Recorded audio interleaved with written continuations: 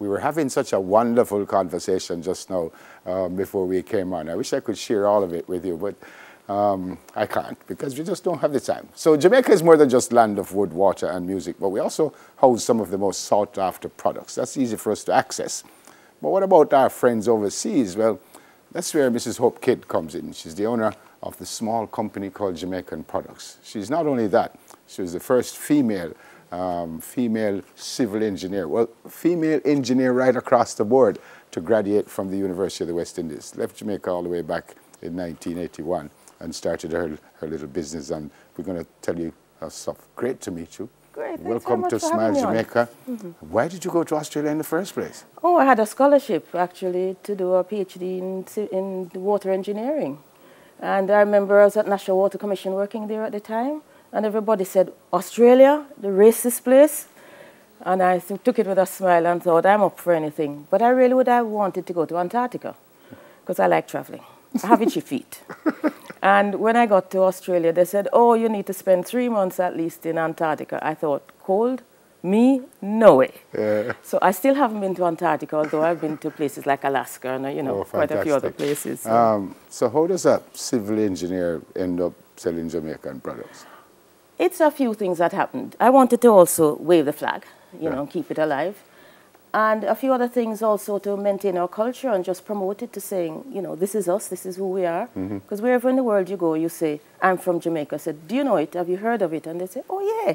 I mean, and what would you say in Bolton, people like that, you know? So it was just a way of sharing and just making that contact with home and with people, Jamaicans who are there. Can you remember the very first item you sold? What was it? I remember having jerk seasoning, because, you know, that is very much Jamaican. And, you know, if you look at the history of it, that's very much Jamaican. Yeah. So jerk seasoning was probably my first item. So is this now a full-time business or a hobby or what? It started out as a hobby, as we are giving back, but it's now my full-time business. Okay. This is where I try and recruit my daughter and everybody else I know to say, come and help me, you know. So you don't build bridges anymore and deal with No, I'm not into formally, but I'm still informally involved with Engineers Australia, you know, on a committee and stuff. Do you have a physical space there? Yes, it's called my garage. But that's where you house the stuff, but you don't sell from here. No, I sell online. I do most of my stuff online. Okay. Occasionally I go to markets, because I had gone to a market and I had my display. And there's somebody passed, came back saying, you know, Jamaican patties are popular in the Philippines. And I thought, So that started me on my take and bake range, which includes patties. Okay. We were talking about the fact that one of our hosts, Empress, her parents live there, but you know them also. Yes, I do. Is there a big Jamaican population there? In about 2016, there were about 1,000 Jamaicans all across Australia, because it's just a small number. We tend to be all over the place. You know, we're not concentrated in any one area. But yes, I know Empress. I spoke to her while she was there, actually. Yeah, before you tell me what you brought, so you said jerk seasoning. What else have you sold? I have spices. My suppliers are people like Spurtree Spices. I have Tijul. I have some others, and I have a fabulous consolidator called Jamaica Export Trading Company, you know. So whatever I think people are interested in, they order. And these are some of my new products. What's your biggest seller? Jerk seasoning? That's partly, but it used to be hair oil, Jamaican black castor oil, believe it or not. You know, so.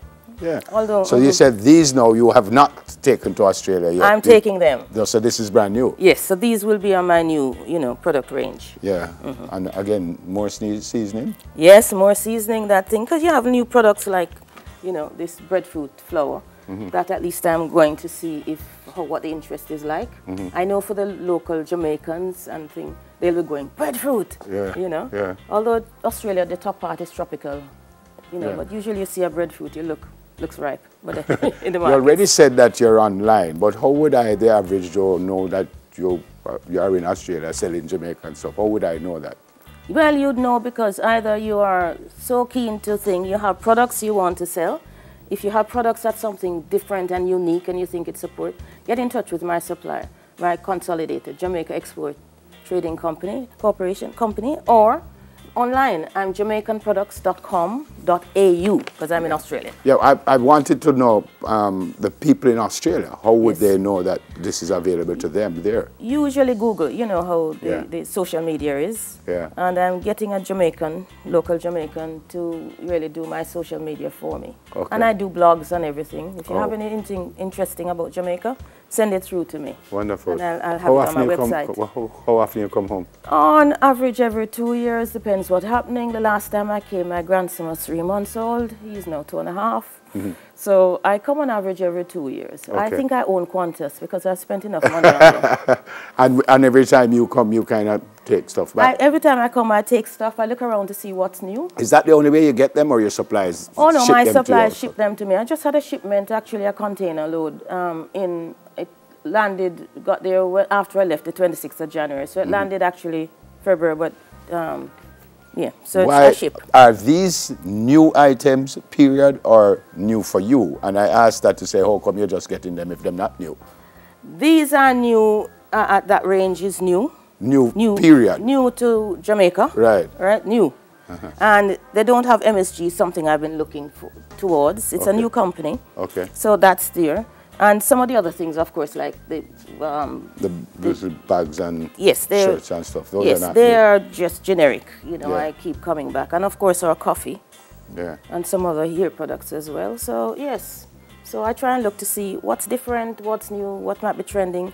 People have been asking me for these soups packs, so I thought, great news. Yeah, that's okay. fantastic. Great to meet you. Great story. And thanks very much for having me. Yeah, man, it's our pleasure. And anybody who wants to know about Australia, check online, send a blog if you want to have something like that.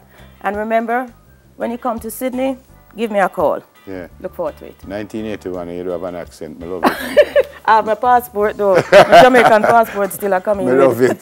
Great to meet you, ma'am. And thanks very much for having me. Yes, Thanks a lot. She's the owner of the company Jamaican Products, and yes. Mrs. Hope Kidd, and as I said, the first female to graduate from the University of the West Indies as an engineer. So she build bridges, and she deal with a lot of water, yes, all kinds transport, of stuff. whatever. Yeah, fantastic. Good. All right, so let's change lanes here. What's happening in the world of animation, folks? We'll find out. They will have that one after this. Soon come back.